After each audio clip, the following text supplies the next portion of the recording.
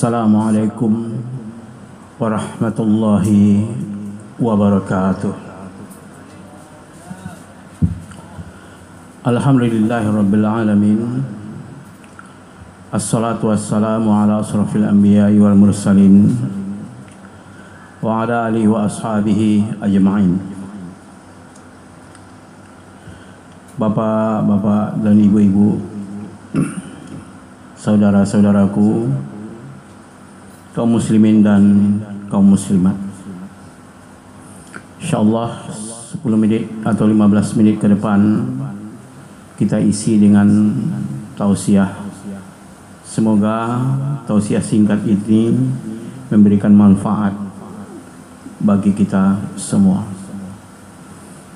Adapun topik yang ingin saya bicarakan adalah berkaitan dengan genocide atau genosida yang sedang terjadi pada saudara kita di Palestina. A'udzubillahi minasyaitonirrajim. Bismillahirrahmanirrahim. Wa duribat 'alaihimudz dhillah wal maskanah wa ba'u bighadabin minallah. Zalika biannahum kanu yakfuruna biayatillahi wa yaqtuluna an-nabiyyina bighairil haqq. Zalika bima asaw wa kanu ya'tadun. Bapak-bapak, ibu-ibu yang saya muliakan serta saudara-saudaraku, di dalam Al-Quran surat Al-Baqarah banyak sekali ayat yang berbicara tentang karakter orang-orang Yahudi.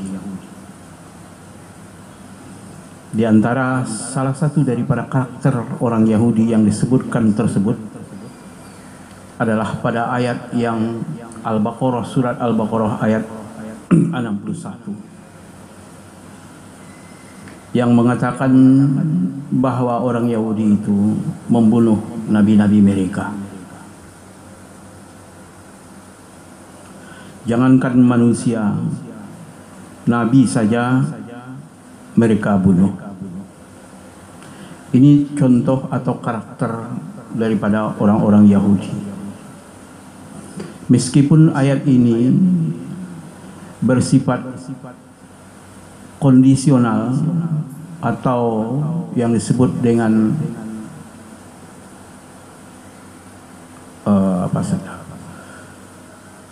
kita tidak bermaksud untuk mengeneralisasi bahwa seluruh orang Yahudi adalah pembunuh, karena memang faktanya tidak semua orang Yahudi itu membunuh.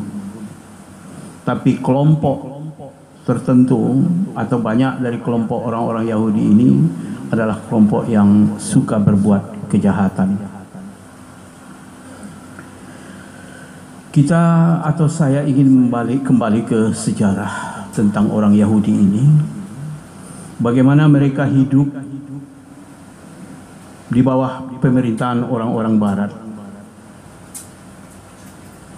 Ketika Palestina diduduki oleh bangsa Romawi, maka bangsa Romawi yang berkuasa di Palestina dari 63 sebelum Masehi sampai 638 Masehi melakukan kejahatan kemanusiaan terhadap orang-orang Yahudi di Palestina.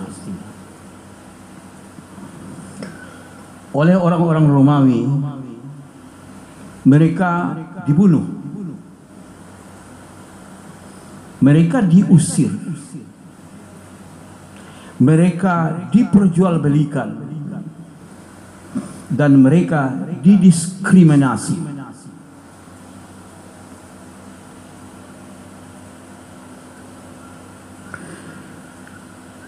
Kemudian penguasa Barat yang lebih parah, yang membuat kejahatan yang luar biasa terhadap orang-orang Yahudi adalah Nazi. Nazi melakukan tindakan yang super jahat terhadap orang-orang Yahudi. Mereka tidak dibenarkan berkomunikasi atau berinteraksi dengan suku-suku yang lain. Mereka juga tidak dibenarkan untuk menikah dengan suku-suku yang lain. Mereka diisolasi.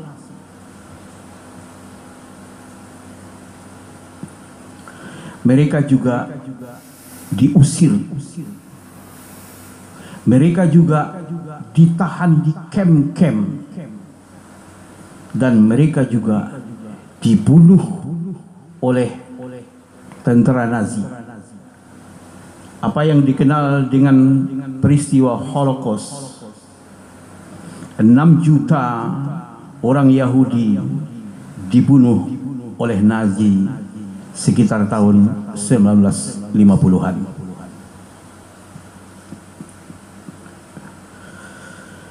Ketika Islam berkuasa, sebaliknya, ketika Islam berkuasa dan ketika mereka berada di bawah pemerintahan Islam,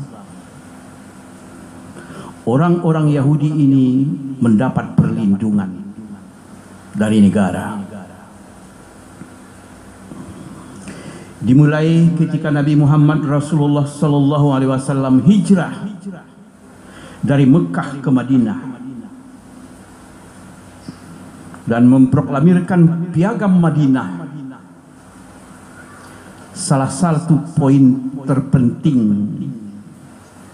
dari piagam Madinah itu adalah memberikan perlindungan terhadap orang Yahudi. Orang-orang Yahudi yang disiksa, diusir dan dibunuh oleh pemerintahan Barat sebelumnya, dalam pemerintahan Islam mereka dilindungi oleh Rasulullah sallallahu alaihi wasallam. Mereka diberikan hak sebagaimana kaum Muhajirin dan Ansor. Mereka diizinkan untuk beribadah. Rumah ibadah mereka tidak dirusak. Mereka juga tidak diusir. Mereka boleh berusaha sebagaimana orang-orang Islam juga berusaha. Tradisi yang dilakukan oleh Rasulullah sallallahu alaihi wasallam ini diteruskan oleh pemerintahan Islam beratus-ratus tahun setelah itu. Bani bangsa ketika Khulafaur Rasyidin memerintah, orang Yahudi juga diperlakukan seperti Rasulullah memperlakukannya. Mereka dilindungi, mereka dihormati, dibiarkan melaksanakan ibadahnya, dan rumah ibadah mereka tidak ada yang dirusak. Pada periode pemerintahan Islam setelahnya, Bani Umayyah juga meneruskan tradisi ini. Mereka dilindungi, mereka dibiarkan untuk beribadah, rumah ibadah mereka juga tidak dirusak. Pada masa pemerintahan Abbasiyah, tradisi ini kembali dipertahankan oleh para khalifah. Bahkan pada masa pemerintahan Bani Abbasiyah ini, orang-orang Yahudi ditempatkan di dalam posisi-posisi penting di dalam pemerintahan. Baik di sisi administrasi, keuangan, administrasi, pendidikan dan lain-lain sebagainya. Mereka diberikan posisi. Mereka dianggap seperti orang-orang Islam, diperlakukan.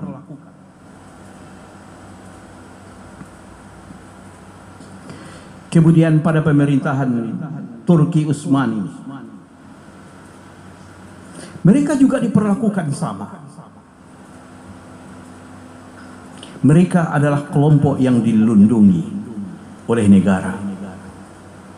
Tradisi yang diwariskan oleh Rasulullah SAW sejak berabad-abad Mereka hidup di dalam pemerintahan Islam. Mereka tidak diancam. Mereka tidak dibunuh. Mereka tidak diintimidasi. Mereka tidak diusir. Rumah ibadah mereka tidak dirusak. Dan mereka dibenarkan untuk menjalankan ibadah. Kaum muslimin, saudara-saudaraku yang terhormat, sejarah ini penting untuk kita ketahui. Bagaimana Islam bersikap memperlakukan orang lain terhadap orang Yahudi dan terhadap musuh-musuh Islam. Dan tidak aneh, tidak mengherankan kalau kita mengetahui bahwa meskipun tentara Hamas menahan orang-orang Israel, mereka memperlakukannya dengan baik. Apa yang mereka lakukan adalah tradisi baik yang mereka wariskan. Mereka warisi dari Muhammad Rasulullah sallallahu alaihi wasallam. Kaum muslimin, saudara-saudaraku yang terhormat, perubahan mulai terjadi pada tahun 1948 ketika Turki Utsmani dikalahkan oleh Inggris dan Israel mendapat tempat di Palestina. Maka Palestina dijadikan sebagai tempat kembalinya, tempat berkumpulnya orang-orang Yahudi. Setelah mereka menguasai atau diberikan tanah oleh penjajah Inggris yang memenangkan peperangan, maka mulailah mereka melakukan kejahatan terhadap orang-orang Palestina sampai saat ini. Sepertinya apa yang diperlakukan oleh orang-orang Islam terhadap bangsa ini, terhadap bangsa Yahudi ini, tidak menjadi pemikiran atau tidak mereka ambil sebagai pelajaran bahwa orang-orang Islamlah yang melindungi orang-orang Yahudi sekian ratus tahun lamanya. Kaum muslimin, saya tidak ingin bicara secara detail apa yang dilakukan oleh orang-orang Yahudi terhadap orang Islam di Palestina. Saya hanya ingin membicarakan peristiwa beberapa bulan ini, di mana telah terjadi lebih kurang 40.000 orang Islam dibunuh oleh orang-orang Israel. Rumah mereka dihancurkan, sekolah dihancurkan, rumah dihancurkan, fasilitas-fasilitas lain juga dihancurkan. Bantuan tidak dibenarkan masuk. Orang yang sakit dibiarkan menderita. Tidak ada pembiusan karena tidak ada obat yang datang. Mereka berusaha untuk melenyapkan bangsa Palestina dari muka bumi ini. Setelah mereka menerima begitu banyak kebaikan orang-orang Islam, termasuk orang-orang Palestina juga terhadap mereka sebelumnya. Bapak Ibu yang saya muliakan, 10 bulan terakhir sudah ada 564 sekolah yang dihancurkan oleh orang-orang Yahudi atau tentara Israel di Palestina, dan telah mengorbankan ratusan nyawa. Bahkan terakhir pada tanggal 20 Agustus 2024, sekolah Mustafa Al-Hafiz di Palestina atau Gaza dibom dengan 3 buah rudal, masing-masing rudal seberat 900 kg. Rudal ini telah membunuh 12 orang. Tapi sebelumnya telah banyak atau membunuh ratusan nyawa, ratusan anak-anak yang ada di Palestina. Kaum muslimin dan kaum muslimat yang berbahagia, pada Israel tempatnya orang-orang Yahudi, sekitar 5 juta orang Yahudi. Meskipun Israel bukan negara yang paling banyak penduduk Yahudinya di dunia ini, karena penduduk Yahudi yang paling banyak itu berada di Amerika. Jadi tidak heran kalau Amerika itu begitu penting untuk membela Israel, termasuk di beberapa negara barat seperti Inggris, Jerman, Prancis, dan lain-lain sebagainya.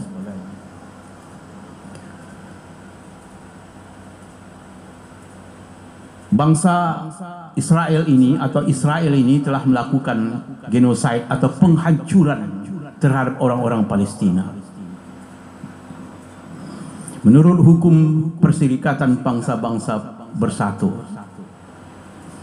maka genosid itu diartikan sebagai penghancuran terhadap sebuah negara, kaum, etnis, suku, dan agama tertentu, baik secara keseluruhan ataupun sebahagiannya.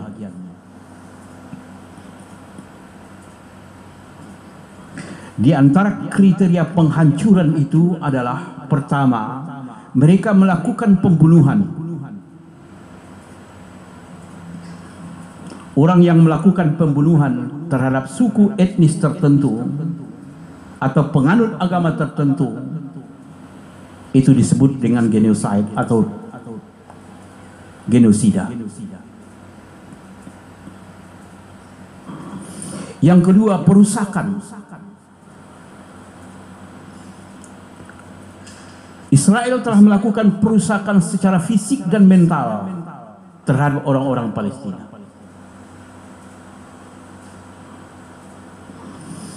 Yang ketiga,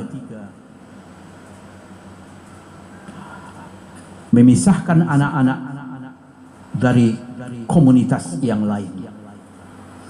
Ini juga dilakukan oleh orang-orang Yahudi dengan memenjarakan anak-anak Palestina yang berada di bawah umur tanpa proses pengadilan dan lain-lain sebagainya. Kaum muslimin, apa yang sedang terjadi saat ini adalah genosida yang dilakukan oleh orang-orang Yahudi yang dilindungi oleh umat Islam selama berabad-abad. Sekarang mereka berusaha membersihkan orang-orang yang melindungi mereka, orang-orang Islam. Apa yang dapat kita pelajari dari peristiwa ini? Bahwa sejarah itu akan terus berulang. Jika Al-Quran mengatakan bahwa orang Yahudi itu membunuh orang, membunuh Nabi, dan lain-lain sebagainya, maka ini akan berulang kembali. Mereka akan tetap membunuh orang-orang lain, terutama orang Islam, karena kebencian mereka kepada umat Islam yang sangat dalam. Ini tidak berarti kita harus membenci semua orang Yahudi. Seperti yang saya katakan tadi, bahwa tidak semua orang Yahudi yang terlibat di dalam kasus ini, ya, yang terikat dengan kasus ini adalah orang-orang yang melakukan tindakan terhadap orang-orang Israel. Karena di Indonesia ini juga ada orang-orang Yahudi. Di beberapa negara lain juga ada orang-orang Yahudi, tetapi mereka tidak suka dengan tindakan yang dilakukan oleh negara Israel. Kaum muslimin dan muslimat yang terhormat, karena waktu kita sangat singkat, itu yang bisa saya sampaikan. Billahi taufiq wal hidayah. Wassalamualaikum warahmatullahi wabarakatuh. Allahu akbar, Allahu akbar. Asyhadu an la ilaha illallah. Asyhadu anna محمد رسول الله حي على الصلاة حي على الفلاح